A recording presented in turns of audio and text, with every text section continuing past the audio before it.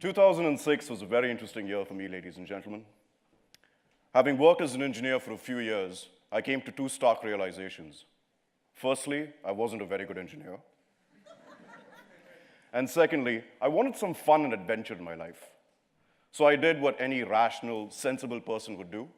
I quit my job as an engineer, came to France, and joined the French Foreign Legion. That's me. I spent 5 years in the army, most of that in places of conflict like Chad, Central Africa, and Afghanistan. And although I got my dose of adventure, I also managed to meet some really interesting people. One of those people was this young South African by the name of Gerard Janssen. Janssen was a bit of an odd duck. He was tough, as most legionnaires are, but he wasn't really aggressive in nature. He liked having a drink, as most of us do, but at the same time, he also loved art. After he finished his contract with the army, Janssen wanted to go to New York and join an art school. And having seen some of his art, I agreed he really needed to go to art school. But Janssen never got that opportunity. In 2011, he was deployed for a second tour in Afghanistan, and he never made it back. A few weeks later, I went for the funeral, and I met his family and his sister, who came up to me and said, "Kary, he used to consider you one of his best friends." He had never said that to me. In spite of the fact that we were quite close, we weren't really transparent with each other. This story is not something new. But for me, this story began my quest to understand capitalism. Even though I had no training in economics at that time, there were two things that were really clear to me. Firstly, war is expensive, and it comes at a terrible cost. And secondly, there is a direct link between conflict and capitalism. This link between conflict and capitalism is not a new one. Back in 17th century England, when King James I wanted to raise revenue for war, he realized that taxes were getting insufficient. So what did he do? He began issuing licenses for the production of goods and services. In 17th century England, this act led to the creation of monopolies. And we had monopolies for everything, from coal to bricks to belts and even buttons.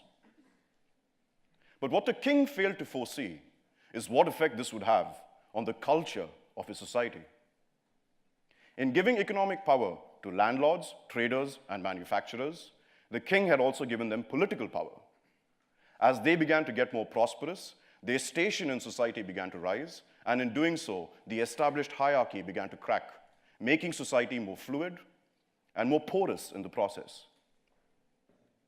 Subjects who were previously subjects without any power or rights now became citizens with power and rights. They began to take an active role in the way that their country was governed. And over a period of time, this had massive effects on the culture of society. They began to ask more questions, challenge authority, and change their very perception of what was acceptable in their society. In a span of 30 years, capitalism was capable of overturning the established hierarchy and the cultural norms that we had established in place to govern society for close to 4,000 years. This also had massive effects on the way we behaved. We began to take more risks, change our perception of formal communication, and more importantly, our perception of what was acceptable in terms of behavior and beliefs. The evolution of dance is just one manifestation of this cultural change. Although I'm not quite certain if the last slide constitutes as dance. The point to take away, ladies and gentlemen, is quite simple. Capitalism is a cultural construct as much as it is an economic one. In fact, you can't really separate the two. And this concept of understanding capitalism as a cultural construct is a very important point because it shows us how capitalism influences us, but more importantly, how we influence capitalism. And culture is all about interactions. I interact with you, and you interact with me. I learn something from you, you learn something from me. It is based on these interactions and what we learn that we come up with beliefs, make conclusions, and make decisions. It's the formula for creating a society. Without interactions, there is no culture. And without culture, there is no capitalism. And since we all play a part in this, maybe we should take the time to understand capitalistic culture. Now, understanding capitalistic culture is not really something very easy to do. But my mother, who's in the audience, gave me some very useful advice when I first left India. She said, son, if you don't know where you're coming from, you don't know where you're going to go. For most of my life, I have categorically ignored this good piece of advice. But I'm going to use it today as a means to explain capitalism. Throughout the 18th, 19th, and 20th century, or season 1 of capitalism, capitalism spread like an unstoppable juggernaut. As an ideology, it was challenged by Marxism, fascism, communism, every different kind of ism that you could think of. But none of these isms were capable of providing an ideologically sound alternative.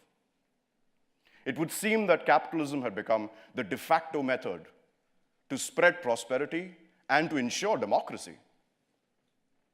But in season 2, things began to change, once again because of conflict. In the early 80s, following the outbreak of the Iraq-Iran war and the subsequent oil embargo, the economies of developed nations began to suffer. Industry started grinding to a halt, and unemployment started to rise. The US government, which was headed by Ronald Reagan, and the UK government, which was headed by Margaret Thatcher, realized that they needed to come up with radical new ways in order to spur economic growth and remain in power. So they did something very interesting. They decided to privatize industries. They were essentially doing the same thing which King James had done around 300 years back. They took economic decision-making power away from the democratically elected state, and they gave it to Wall Street. But they also did something which King James had not done. They removed the regulations for banks in order for them to lend money, or they made it easier. Now, the logic behind doing this was quite simple. If people were not able to work the same amount and gain the same revenue and maintain the same lifestyle that they were accustomed to, they could borrow their way to it. Seemed very feasible, seemed very logical. But once again, this had massive effects on the culture of society. Previously, capitalism had made society more porous and more fluid and had allowed a large number of people in society to access new kinds of opportunities. This is why prosperity spread more easily. But this time, in season 2, capitalism was changed because prosperity could now be attained via debt. If you could not earn the revenue that you needed to, you could lend. Debt became an intrinsic part of maintaining our capitalistic culture. Over a period of 30 years, once again, it was debt that became intertwined with capitalism. And this, once again, became a cultural standard and changed a lot of the things regarding the way our societies work. It led to increased deregulation of banks. It led to increasing amounts of public and private debt. And most importantly, it led to something a lot more disturbing. It led to the accumulation of capital in the hands of a very small group of people. Not only were the people who were able to benefit the most from the deregulation of banks and the privatization of industries able to extract the maximum benefit from society's prosperity, but they weren't even contributing anything to it. That responsibility was instead handed over to people who don't have accounts in tax havens, people like you and me. The effect of debt becoming part of our capitalistic culture is the primary reason that we have growing amounts of inequality in our societies today. How did this happen? How did we go from using capitalism as a means of generating and spreading prosperity to a means of creating a self-imposed hedonistic prison in which an increasing amount of people find themselves with unsustainable amounts of debt? There's two reasons for that. The first is clarity. Although we have access to the repository, instantaneous access to the repository of all human knowledge, we don't really have access to the activities of what the banks and the financial institutions are doing.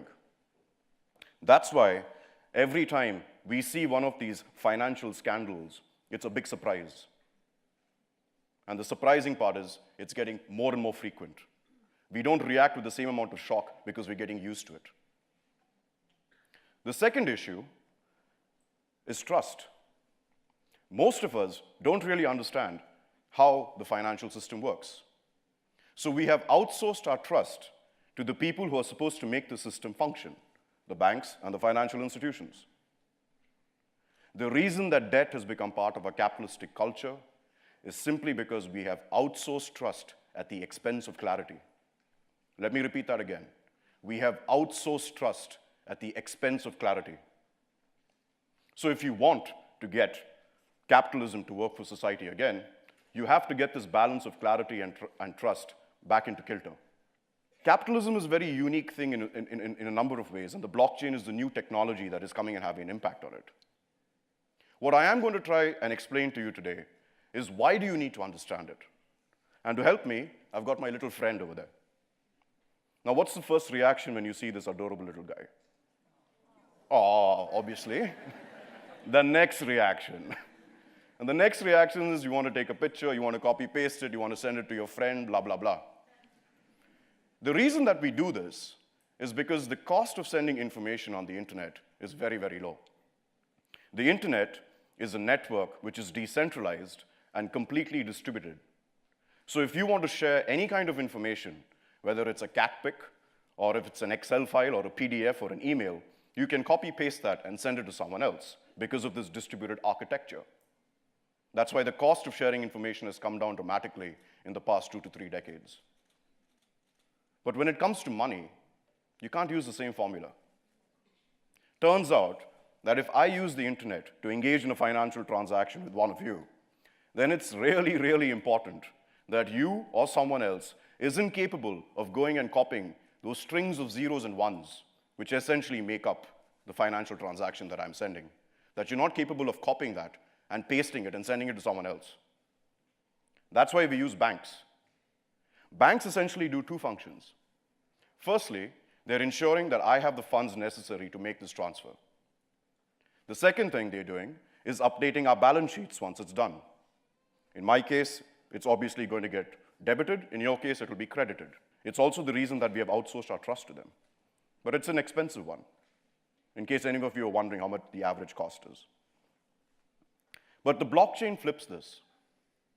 What the blockchain does is rather than using a bank to validate a transaction, it uses the network. More specifically, it uses the computers that are on this network to perform a very simple or very complicated mathematical operation. And this mathematical operation is essentially doing the same 2 things. It's ensuring that I have the funds necessary to make the transfer, and once the transfer is done, it updates the balance sheets.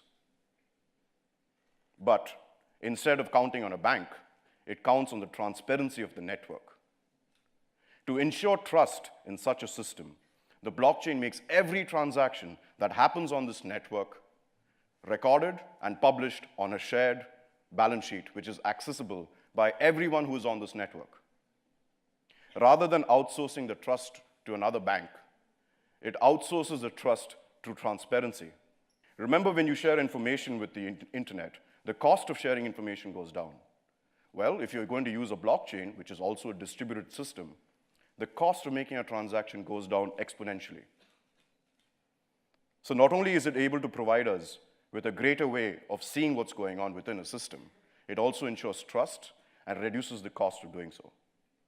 This is why The Economist calls the blockchain the trust machine, and why I like to call it the engine of transparency. Moreover, apart from addressing the 2 problems that we mentioned about capitalism, which is clarity and trust, the blockchain also provides 2-way transparency. Today, banks and financial institutions have massive amounts of clarity in terms of what we do with our money. But we don't have the same clarity as they do. With the blockchain, since every transaction has to be published on this shared balance sheet, for the first time, as banks know us, we get the chance to know them. Just as banks know their customers, we now have the opportunity to know our banks and more importantly, to know our governments. This has been unprecedented till today. And I specify today simply because of one reason. The timing has to be right. Capitalism has been punctuated by events that have massive effects on the future of society. We are at such a landmark event today as we enter season 3 with the blockchain. In recent years, especially in the last year, there's been an increasing amount of investment by banks, financial institutions, and governments in the blockchain because they want to leverage the ability to make transactions with very reduced cost. But as they pursue this hedonistic goal, it offers us a window of opportunity. For the first time, we have the opportunity to see the interactions that are actually happening within our capitalistic system. For the first time, we have the possibility to witness capitalism and to see its effects on society as it happens in real time. The title of this talk is Rethinking Capitalism with the Blockchain. But as we come to the end of it, what this conversation has really been about is not about the blockchain or capitalism. What this talk is about is questions. We need to question our banks and ask them to be transparent with us just as we are with them. We need to use this technology and question how can we use it in order to reduce inequality that is plaguing our societies today. More importantly, we need to question ourselves and ask ourselves, how are we going to use this technology and together redefine capitalism?